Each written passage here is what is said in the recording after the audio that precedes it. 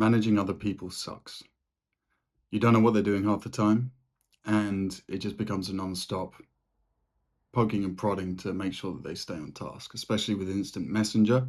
That makes this type of work organization the path of least resistance. And you end up basically becoming everything you hated back when you were being managed by somebody, or when you were first managed by somebody and you didn't have to worry about anyone else. And you wondered why they're on your case all the time, and now you understand why. It's because of the stress. And so today we're going to fix that by getting a process in place that makes everything undeniably clear and visible to you. So if you're new here, hello, I'm James. I want to help men strengthen their businesses and their careers, and in doing so, strengthen themselves and their family. And today we're talking about roles and deliverables, a framework of systemizing workflows that fixes this problem that I just described. This management stress, the lack of visibility, and everything that comes with that. So I call it the RAD framework, which I hate. If you have any better ideas, tell me in the comments. But it's a decent mnemonic because it just reminds you that it stands for roles and deliverables. And today we are going to focus on the deliverables. All right. So the mindset shift in this is that all work ends in a deliverable. Something is done, and often it's done in a black box. It's just done, and you have to hope it's being done.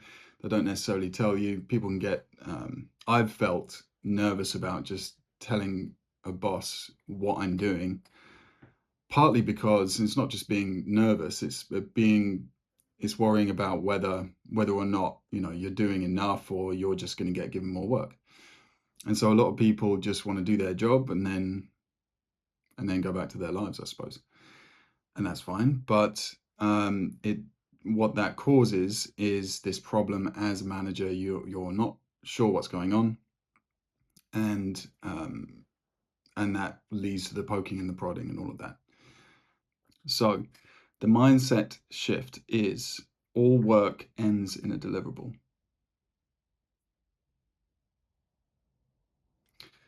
The deliverable is the expectation. The deliverable, the thing that happens at the end of the work, will describe the work that's done. And so it can't really be delivered if that work isn't being done. But what's expected is the deliverable. And the deliverable implies all of the other work that led up to it. It's like if there's a report that needs to go to the board. We have this quarterly report in the role I am in now, and quarterly report to the board, and there's a lot of work that goes into it. Ultimately, in this case, the end result is the deliverable itself, is the report. And all the work that comes before that is implied by the artifact that is delivered at the end of it. Okay. So basically someone can't just not do the work and can't not do the work and still deliver the thing. So the deliverable is the thing that they're expected to do. And all of the work that leads up to that is implied within it. The schedule is the source of truth. So I'm sure you've found yourselves when things are scattered all over the place, different folders, different programs, there's a tracking sheet here, there's a task board there. This central source of truth concept, I think, earned popularity because people were yearning for some kind of clarity, some one place that they needed to go to to well, to figure out what is the truth about whatever it is, whether it's, a ticketing system or, you know, or whatever. Whatever function within the business, or even the entire business, uh, if loads of messages and questions go to the HR department about, leave policy or what they do if they want to exit the company or something, having like an FAQ, something for them to go to, this is that kind of a thing. And so a lot of teams have a task board or a sheet where it tracks their work. The idea here is that the schedule of deliverables becomes the source of truth for the work of the team. Once everything is described by a deliverable, or everything has a deliverable attached to it, then you can see the entire work of this team laid out in front of you. All right. And fix the biggest stresses first, of course. Now, you may find a problem with the biggest stresses requiring a number of different systems, subsystems to be built in order for this big stressor to be fully finished. But if you find that in whatever it is you pick, then just go through the process. Um, you know, keep digging until you figure out all of the inputs that it needs so it can be smooth. So here's the process. A workflow causes stress. That's the trigger of the rest of the process. So first question is, does it repeat? If no, block significant time with somebody else to get it done. That's just my recommendation. If something is one piece of work that is a stressor, somebody else needs to get it done, but they're not, then blocking time with them forces them to do it. It eliminates procrastination for yourself and other people. And if you don't have time to block off, then doing this process for the repeating workflows first will help greatly in opening up your calendar and giving you more time. So if the answer to the question, does it repeat, is yes, you define the ideal end state. At the end of this work, what is it you want? Define that clearly. And then you translate that end state into a communication. So you first list all the details that you would want to know. And then once you brainstorm that, you try to eliminate anything that's unnecessary. So make it as short as possible. None of us want this to be an added amount of time, a significant amount of time that you add onto people's plates because you're paying for that time. Or if you're not paying for it, but you're managing people, then you're reducing the capacity of the team if you give them tons of things to do that are significant in time. So first of all, though, you start with what you want to know about the workflow. Anything which, look at the things that you've been poking people about, look at the things that you've been asking them questions for, the information that you've wanted or that you've needed and that you've had to try to get from them in the moment because there's no system in place to give you that information, right? So list all that stuff, everything which you want to know about this workflow, and put that into this deliverable template, into this communication, if that helps. It can be very, very short. Just a few lines in a Slack message is fine as long as it gives you the info that you need. And as I say, making it as short as possible is great. Some things obviously require a full-blown report.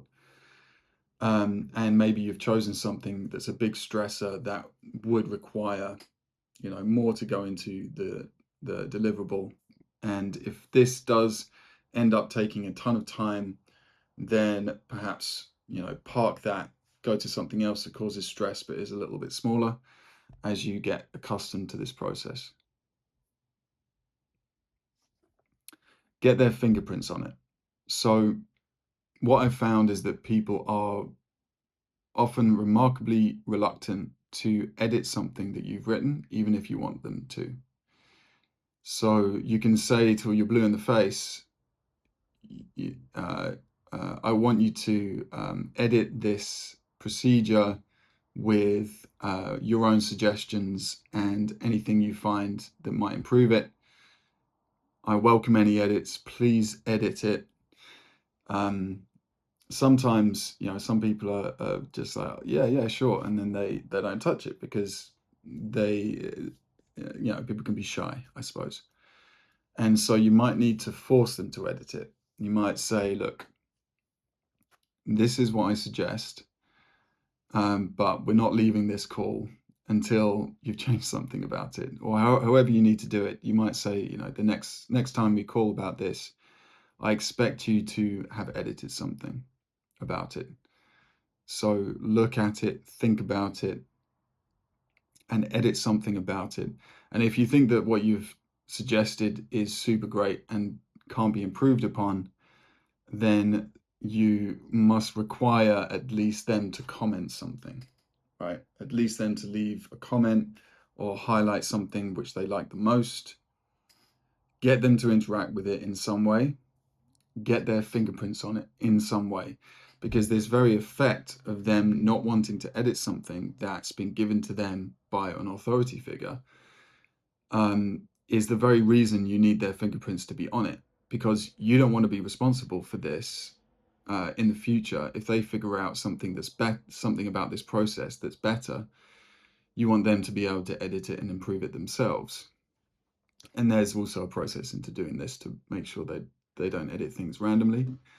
But these days with versioning, you can always go back in time if you need to anyway. And it's a good problem to have if they are editing things too much.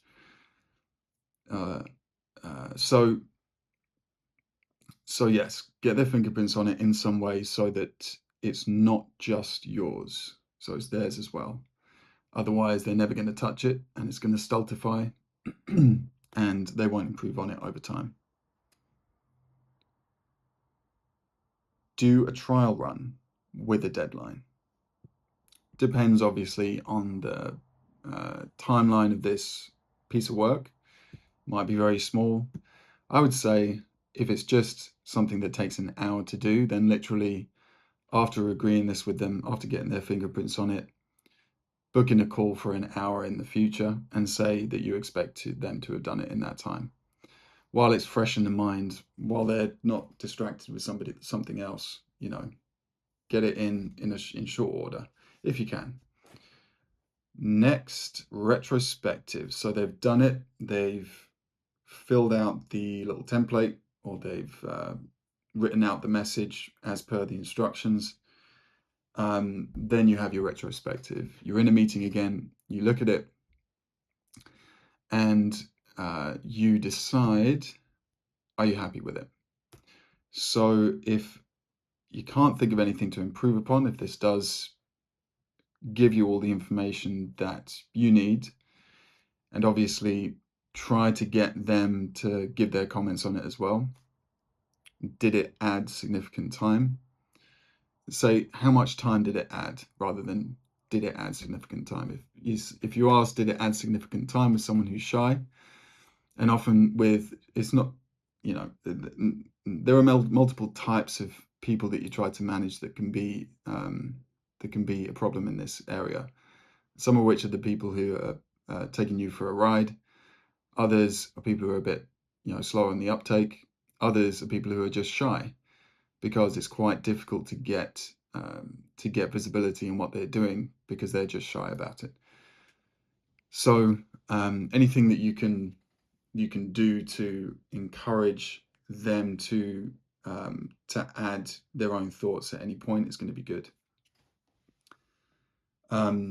So if you're not, then simply go back to doing a trial run with another deadline, another retrospective, and keep in this cycle until you're happy with it. So here's something interesting about this framework. When you talk about it, focus on the system, not the man. If you didn't get it done, find out why. This will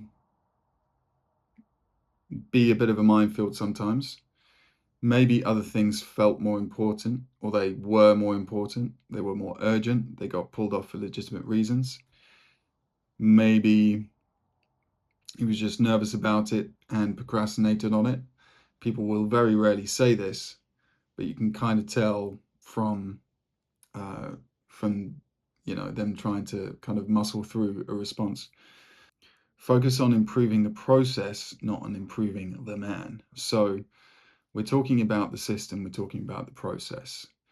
So talk about the steps behind getting this deliverable finished or written.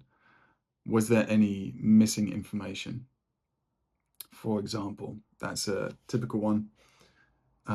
Did it take more time than expected? Whatever. So the built-in motivation of this deliverable framework with a schedule is that you mark that deliverable was undelivered or missing, um, or undone, whatever, in the schedule. And maybe you want to add a note. If this is in a spreadsheet, just have a notes column. You add the reason for that being missed. And just let the fact that the failure to deliver is recorded be the thing that motivates him to prioritize it more in the future. No need to scold or yell. Hopefully, this may not be the case with everybody, but with a lot of people, just recording failures to deliver will be a big motivator. Going back to, are you happy with it? If you've done the trial run, maybe done it a few times, and then what they've given you is, at least for right now, perfect. It reassures you that the work was done to a certain standard. It gives you the information you need or that you want, and it's not too much of a burden on the person doing it. Okay, great. Happy with it. If yes, then add it to the schedule again.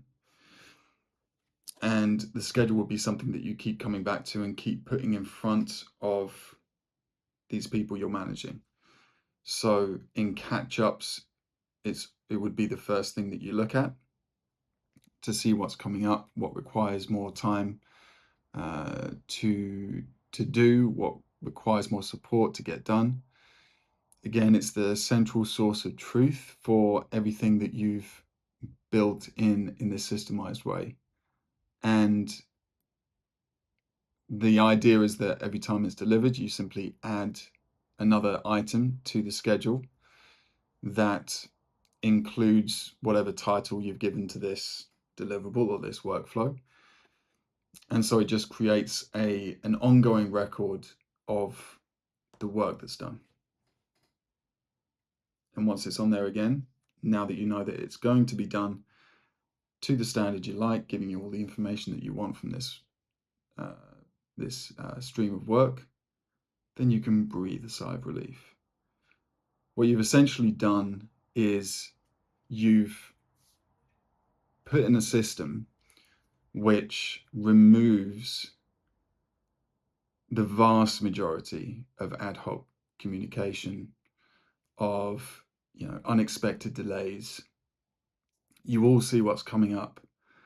You're all super clear about what's involved in it, and you're constantly coming back to it. And this means that you don't need to keep poking and prodding them. You should be meeting with them regularly. If you're responsible for them, you need regular catch-ups, daily or a few times a week. And so again, just going back to this schedule on a regular basis in these catch-up meetings is going to keep everyone completely clear. It's undeniable if something's been delayed. Some of the reasons why this is difficult, I've found, is when I've wanted to be angry with somebody, and I can tell though that not he's not taking the piss. He's trying his best, or at least he's trying, and I wonder, was I just not clear enough? And sometimes I think, okay, what would I describe? How would I describe what I tried to ask him to do? And sometimes I struggle to do that myself. So Lord knows he has no idea, right? And with some people, you can just give them an outcome that you want, and they just roll into it, and they, figure it out themselves. They're much more oriented towards, getting that result done. And this is probably the type of person that you want to work with the majority of people, because that is not going to be the majority, to to work on these systems, so that for them it's extremely clear everything they need to be doing. And so some people can thrive in a environment of not perfect clarity, but you probably wouldn't be watching this video if your team was full of these people, right? And so, yes, everything is far clearer. You're going to get told the information that you want when you need, and you don't need to chase people for this anymore. So you can breathe a sigh of relief.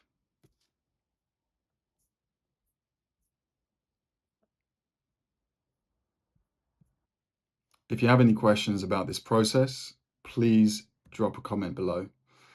I would dearly love to hear what you're struggling with, if this video was helpful to you.